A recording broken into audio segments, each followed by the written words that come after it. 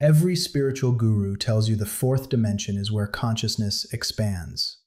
Every theoretical physicist says it is where space-time curves. Every self-help book with a geometric shape on the cover promises that accessing it will change your life. Nobody can prove it exists. And the psychology of why you want to believe it, why your brain reaches for it the moment reality becomes incomprehensible, is far more disturbing than any dimension could ever be. I need to show you something about your own mind before this video ends.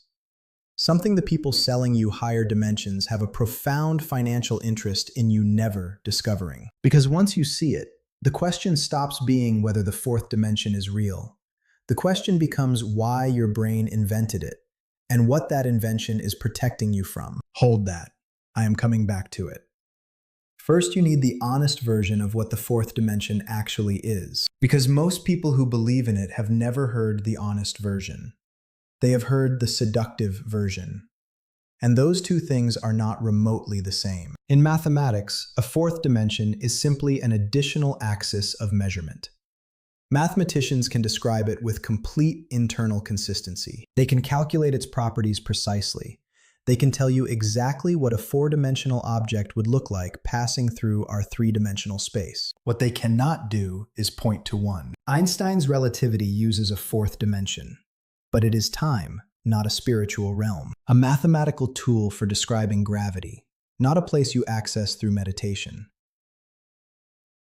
When physicists mention extra dimensions in string theory, they mean dimensions curled at scales so small they are invisible even to our most powerful instruments. These are theoretical structures required to make equations balance. They are not corridors. They are not consciousness. They are accounting. The fourth dimension your spiritual teacher references and the fourth dimension a physicist uses in a paper are not the same object. They share a name the way a black hole and a feeling of emptiness share a metaphor. The word is identical. The thing is completely different. So where did the spiritual version come from? This is where the psychology starts. And this is what nobody tells you. Your brain is the most sophisticated pattern recognition system ever produced by biological evolution. It was built to find structure in noise, to detect meaning in randomness, to construct a coherent model of reality from incomplete sensory data. Without the pattern finding, there is no perception, no language, no thought. The brain does not receive reality. It constructs it, continuously, using pattern completion to fill everything it cannot directly observe. This system is extraordinarily useful. It is also extraordinarily easy to exploit. When the pattern finder encounters something genuinely incomprehensible, something that resists every explanation, that remains beyond the reach of the three-dimensional model, it does not stop. It does not sit in uncertainty.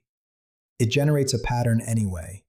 It reaches for the nearest available framework that could accommodate the incomprehensible thing, and applies it with the same confidence it applies to things it can actually verify.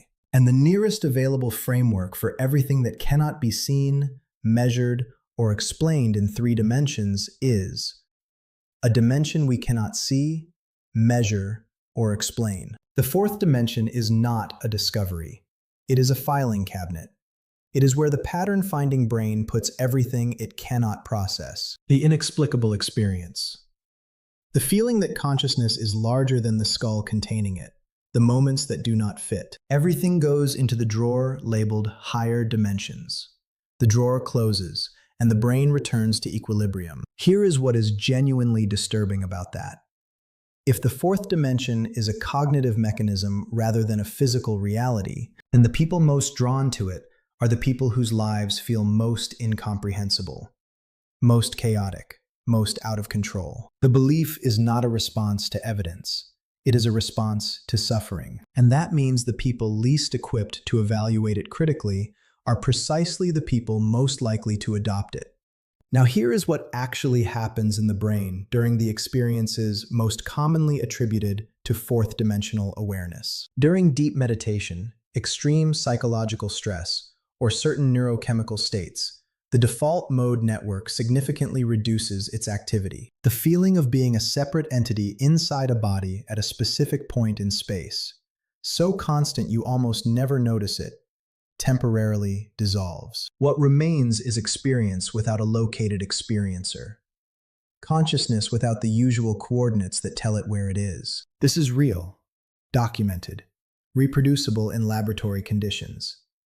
And it is genuinely among the most significant experiences a human being can have. But not because it reveals a higher dimension, because it reveals the construction. It shows you how much of what you call reality is being built, moment to moment, by a brain doing something far more creative than simply receiving the world. The University of Exeter philosopher Peter Shawstead Hughes has proposed that higher dimensional frameworks might help solve the hard problem of consciousness. A real academic, a real proposal.